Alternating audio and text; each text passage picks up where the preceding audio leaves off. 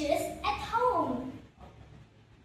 Step, prepare all the things that we need, like soap, brush, and water.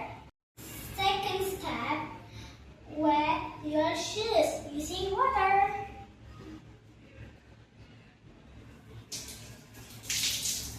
Third step, pour some soap or detergent to your shoes. The next step is brush your shoes all sides. After that, rinse your shoes using water. Ooh. After all of that, dry your shoes in the sunlight. Follow me. Let's go.